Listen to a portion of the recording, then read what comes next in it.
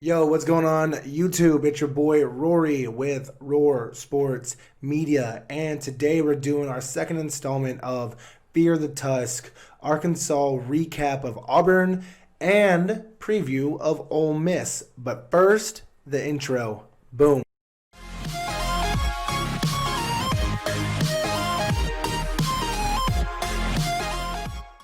What's going on YouTube? Okay, so first off, we're going to get into Auburn versus Arkansas, and this was a heartbreaker for my Hogs. We all know that that was a backwards pass, aka a fumble, in which was recovered by Arkansas. And I think the entire world knew, except for the SEC officials on that play.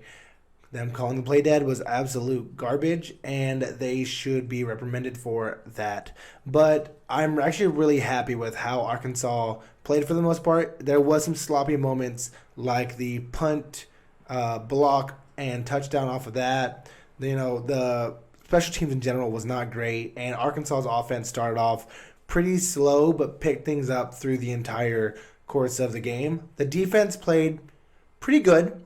Not to the level that we were used to for the first two games, but I feel like they still showed up and did what they could against honestly, a far more talented roster recruiting wise. Auburn has a lot of 4 and 5 stars on their team, and the Hogs showed that they belong on the same field as every SEC team in the conference. And we're going to get into some of the stats real fast on the Auburn and Arkansas game. Let's get into it. And, like I said in my review of the Auburn Arkansas game, Felipe Franks had to have a good game. And by God, he did. He was 22 of 30, 22 completions of 30 attempts, 318 yards, 4 TDs, and 0 interceptions. And his QBR was 90.1. Felipe really showed that he put the team on his back. I wish that Arkansas would get its crap together in the red zone, not like within the 10 yards of the end zone, because I don't know why they keep trying to put in Malik Hornsby or KJ Jefferson. I don't get it. Let Felipe Franks be the leader that he is. Traylon Smith went the hell off. My goodness. 21 carries, 81 yards, pretty good. No TDs on that, but he was a great backup for Raheem Boyd, and he came in and showed us what. I think he went off in the receiving game also. 6 receptions for 78 yards and a TD. Really good. I'm really happy Traylon Smith came out and showed out in this game. It's nice to see these lesser-known players get the spotlight that they did. And not to mention, senior Davion Warren had a very good game also. 5 receptions for 95 yards and 2 TDs. There you go, Davion. I'm so happy that he's really showing out. It's getting really cool to see Arkansas's players develop in the way they are. I don't know why they can't get Trey Knox going. That's kind of sad. I think he's a very talented player, and I think that he needs to adapt better to the system because his stats are not looking good as now, 3 games in, but hopefully he picks it up. Blake Kern, 4 receptions, 59 yards, not bad. Tyson Morris, 1 reception, 6 yards, not bad. Mike Woods, there we go. 6 receptions, 81 yards, and a tutty. There you go, Mike Woods. By the way, follow his YouTube channel, Woodville. It's a great content on there, and it's really cool to watch Arkansas's players just interact. Let's get up to the Auburn side. Bo Nix, 17 completions on 28 attempts, 187 yards, 1 touchdown. Okay, he was honestly he was he was trying to rush, man. 10 carries for 30 yards and a tutty. Nice, good job. Tank Bigsby killed it though. 20 carries, 146 yards. I wish Arkansas's D would have solidified a little more against the run on this. I feel like it was a totally different game.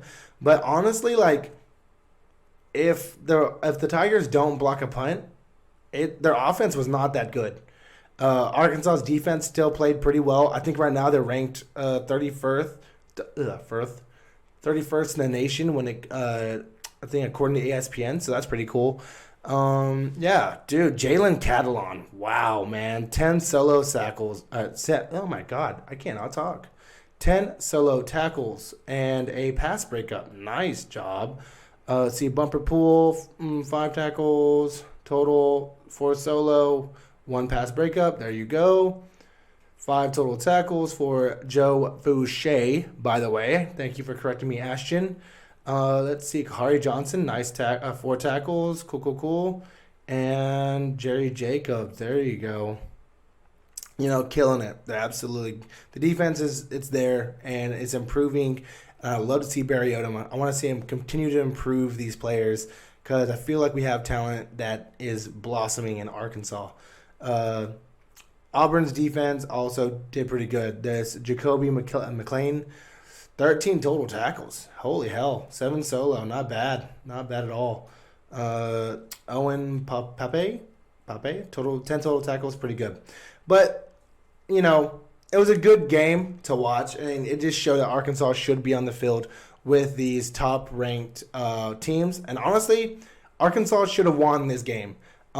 They beat themselves kind of because they had opportunities to put it away, like shoring up the special teams. That if you block that punt, you're not talking about that horrible, horrible call at the very end. But Arkansas had a chance to win, and I think that they'll get better from this. But honestly, I sneakily love this because I feel like it gives a little more rivalry to Arkansas versus Auburn. There's a little more bad blood there because I feel like Arkansas knows that they should be 2-1 right now instead of 1-2. And it is what it is. We got to move past it and get on to Ole Miss. So we're gonna do that right now. Arkansas should have won that game, but shoulda, coulda, woulda. They didn't.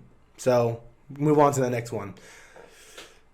Okay, so Arkansas versus Ole Miss is going to be pretty crazy. Ole Miss was dealing with some COVID-19 stuff, so hopefully that they're good to go and play whenever it's time to start. I want a healthy team. I don't want them to be spreading COVID to my Razorbacks. I don't want to see that because I want to see Razorback football being played. But Lane Kiffin has the Ole Miss Rebels humming. Like they are very, very, very good. And they're giving Alabama a run for their money for 3.5 quarters. Sorry for the cussing. Need to stop that. But for 3.5 quarters, Ole Miss gave Alabama all they could handle. And I think that Arkansas's D needs to really, really get back together. I think we're getting back a few more starters like Monteric Brown, hopefully. He practiced all week according to Sam Pittman, so that's good. He's definitely a starter. But let's get into some of Ole Miss's stats.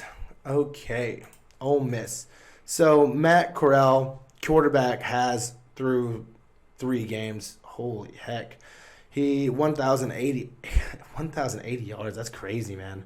9 TDs, 1 interception. Been sacked 8 times. Okay. And rushing, it doesn't look like... 39 attempts, 140 yards. So he can move pretty well. Jerion Ely, 45 attempts, 243 yards. That's pretty good. Dang, that's pretty good. Receiving wise, Elijah Moore, 31 receptions, 462 yards. Holy crap. And tight end Kenny Yeboah, 15 receptions and 355 yards. That's pretty good, man. This offense is freaking killer, man. Let's see. Jerion Ely, 5 receptions, 67 yards. Not bad. Let's see. Elijah Moore, 1 TDs. Man, this Kenny Yeboah is a big red zone target. Look at this. 4 tutties. Whew, crazy. And rushing for them also is Snoop Connor. Snoop Connor. Wow, that's a crazy name.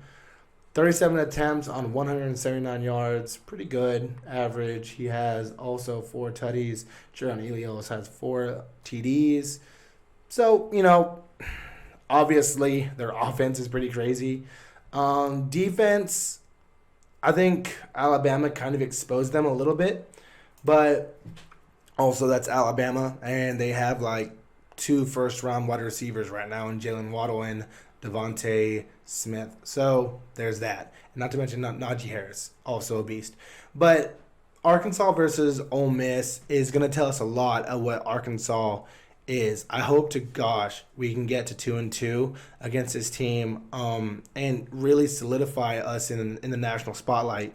The Ole Miss Rebels are getting a lot of spotlight right now because of their game with Alabama. If we can go get a dub on our home turf, I think that's it's a good pogo stick for the Razorbacks to get to a higher level. And I think that we can win this game, but our defense is going to have to show out because their offense is explosive, and I think that we can do it. We have a top, almost, I would say probably a top 30 defense in the nation. So just so you know, we are ranked above Alabama in defense. So that's pretty crazy. Thank you, Barry Odom. But, I think that the Razorbacks can pull out a dub here. They got to slow down that offense a lot, though. But you know what? I'm going to give my Razorbacks the win 28-27. Yep. That's the Roar prediction, and hopefully it comes true because I want my Razorbacks to be prominent. Thank you for watching. This is the second installment of Fear the Tusk. Please keep watching. Please like. Please subscribe if you haven't. Hit that notification bell. It all helps out. And you know what? Woo, pig, suey. Welcome to the Roar. Peace.